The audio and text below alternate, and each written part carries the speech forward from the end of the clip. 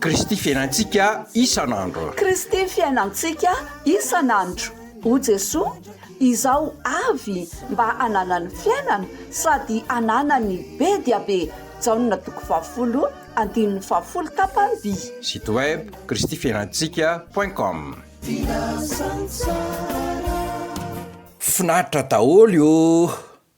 Engatokoa ka isy fafinaretana iainantsika amin'ity androany ity, ary zay ahatonga an'izany de ny tenin'Andriamanitra.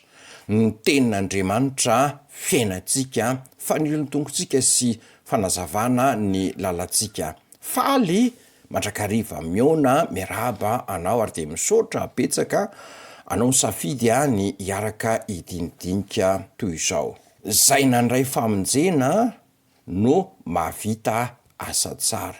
Mahavita asa tsara zay nandray famonjena.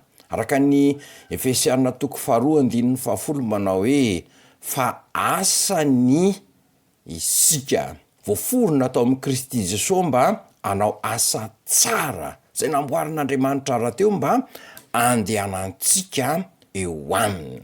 Ny asantsika mandrakariva de tsara amboalohany.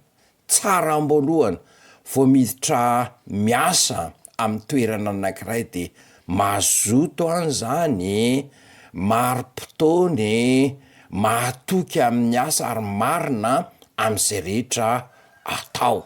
Ka te ahita fity amin'ny mpampiasa tsinona no anton'izany ko. Fa tsy miandry ela akory indraindray de tafiditra ny lainga, lasa mangalangalatra, tsy mahalala fomba, tsy azo tenenina, de voaroka avy eo de betsaka ny olona toy izany mahita asa anankiray de mipetraka kelikely de voaroka, mahita asa anankiray de mipetraka kelikely de voaroka. Inona no mahatonga an'izany? Tsy voaforona tao amin'ny Kristy Jesosy, araka ny teniny vakiana teo.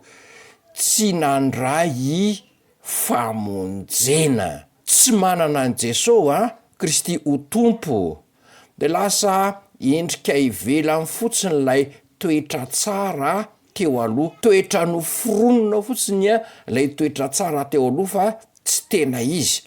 Tsy olom-baovao ao amin'ny Kristy de tsy matohitra ny fakapanahy, fa ny fakapanahy misy foana. Fa zay nandray famonjena, zay voaforona tao amin'ny Kristy Jesosy, zay olona nanaiky an Jesosy ho tompo sy mpamonjy de efa nanamboaran'Andriamanitra asa tsara ho tanterahany eto amin'ity tany ity. Novonjena mba anompo an'Andriamanitra itsika, ary am'izay asa ataontsika de lasa olona mahatoky de mahavita asa tsara isika. Ka zay zany ny tena izy, zay nandray famonjena, zay vita fihavanana amin'Andriamanitra, zay manana an Jesosy Kristy ho tompo sy mpamonjy zay ihany no tena mahavita asa tsara araka ny sitrapon'Andriamanitra. De mahireza daholo nareo, andeharintsika hivavaka. Jesosy, tsara ny famonjenao, lasa olom-baovao izahay. De tareo amin'ny alalan'ny fanaonao masina zay mba avita asa tsara takanao ihany ko. Amen.